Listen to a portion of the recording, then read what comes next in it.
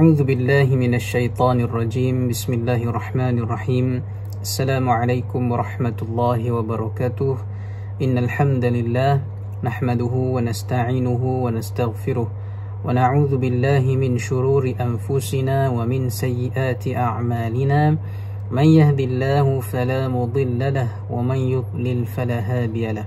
Alhamdulillah, muslimin muslimat sekalian, kita bertemu lagi dalam siri pengajian kitab At-Tibyan fi Adab Hamalatil Quran, ataupun kita katakan nama kitab ini sebagai Tata Tertib Pembaca Al-Quran. Dan hari ini kita akan sambung kepada fasal yang seterusnya, iaitu yang bertajuk Perumpamaan Mukmin yang Membaca Al-Quran. Daripada Abu Musa Al-Ash'ari radhiyallahu anhu, dia berkata, telah bersabda Rasulullah sallallahu alaihi wasallam, "Mathalul mu'minil ladzi yaqra'ul Qur'an mathalul utrujah, rihuha tayyibun wa ta'muha tayyibun, wa mathalul mu'minil ladzi la yaqra'ul Qur'an mathalut tamrah, la riha laha wa ta'muha hulwun. ومثل المنافق الذي يقرأ القرآن مثل الريحانة ريحها طيب وطعمها مر ومثل المنافق الذي لا يقرأ القرآن كمثل الحنظلة ليس لها ريح وطعمها مر." Hadis riwayat Bukhari dan Muslim. Maksudnya, kata Nabi SAW, perumpamaan orang mukmin yang membaca Al-Quran umpama buah utrujah, yakni semacam satu buah yang baunya wangi dan rasanya pun sedap. Dan perumpamaan orang mukmin yang tidak membaca Al-Quran umpama buah kurma ataupun buah tamar yang tidak mempunyai bau tetapi rasanya manis. Perumpamaan orang munafik yang membaca Al-Quran umpama buah raihanah yang baunya wangi tetapi rasanya pahit. Perumpamaan orang munafik yang tidak membaca Al-Quran umpama buah hanzalah yang tiada mempunyai bau dan pahit pula rasanya.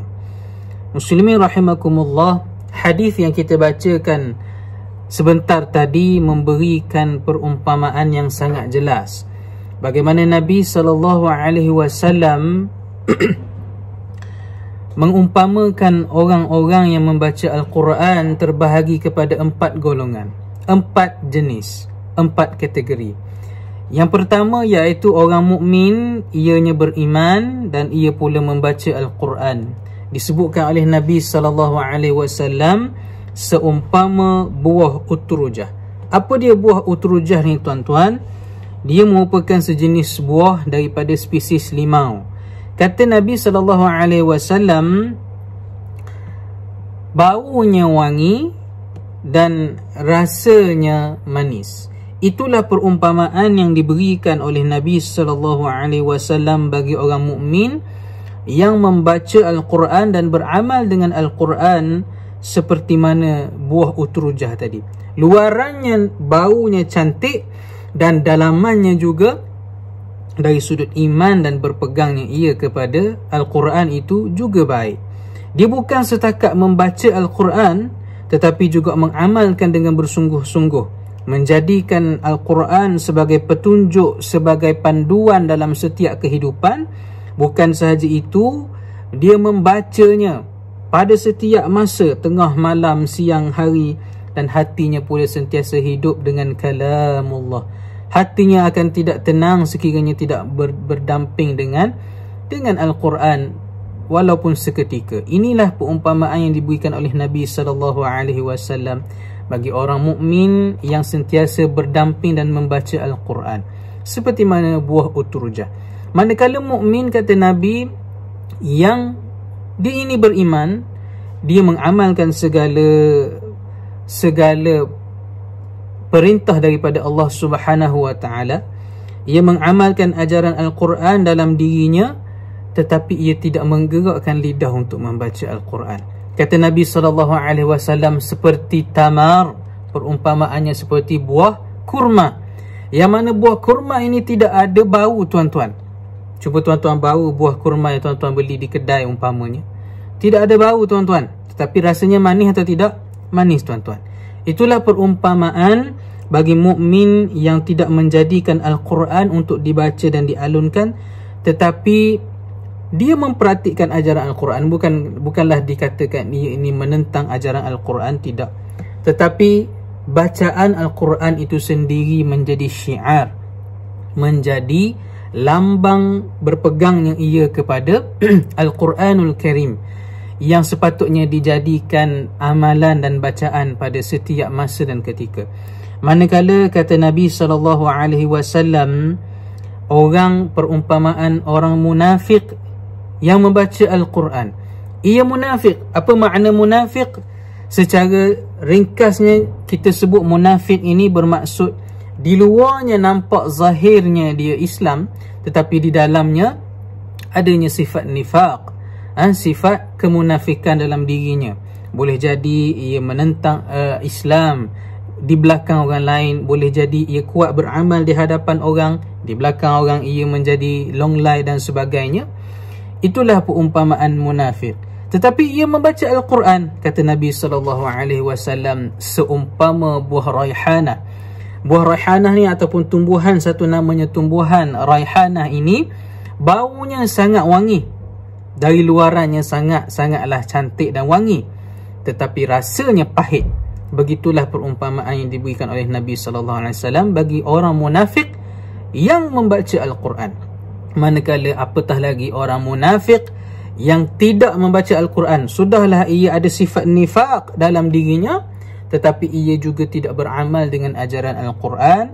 Ia juga tidak membaca Al-Quran, tidak menjadikan Al-Quran sebagai imam dan petunjuk dalam kehidupannya. Kata Nabi SAW, seperti mana buah Hanzalah, baunya juga tidak wangi dan juga rasanya juga sangat-sangat pahit. Kita, tuan-tuan, kita pilihlah kategori manakah yang perlu kita duduk, pada tahap manakah yang kita perlu letakkan diri kita dalam perumpamaan yang disebut oleh Nabi SAW. Adakah kita seumpama buah utrujah, atau adakah kita seumpama buah tamar? Adakah kita na'udzubillah seumpama buah raihanah, ataupun kita seumpama buah hanzalah?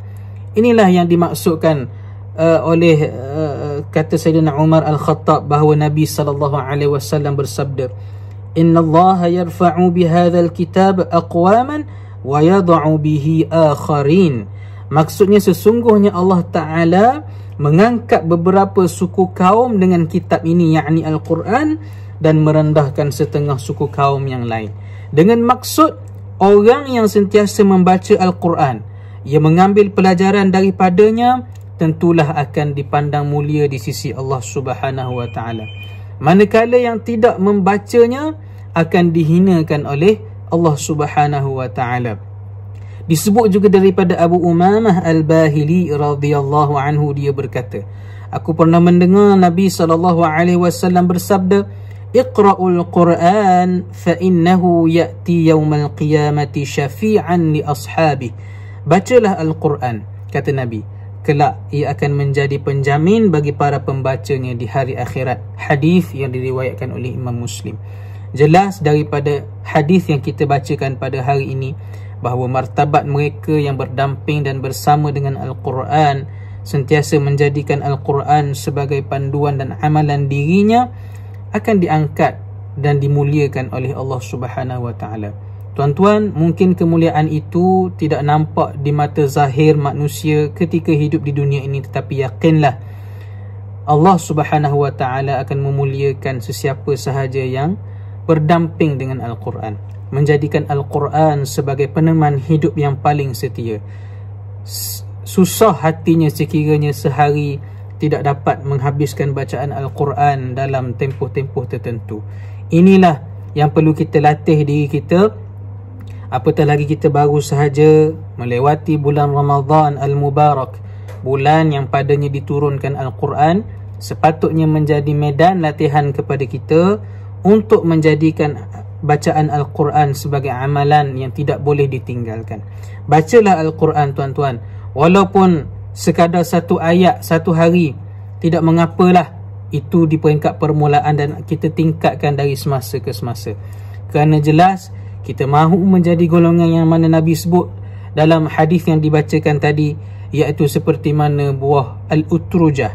Al-utrujah, baunya wangi dan rasanya juga manis. Kita mahu dilihat di luar sebagai seorang mukmin yang baik, dan kita perlulah menjadikan diri kita mukmin yang baik dengan sentiasa beramal dengan Al-Quran yang diturunkan oleh Allah Subhanahu wa taala. Saya kira cukup sekadar itu dulu untuk hari ini. Semoga kita bertemu lagi pada siri yang akan datang. Aqulu qawli hadha wa astaghfirullahal azim li wa lakum. Wassalamualaikum warahmatullahi wabarakatuh.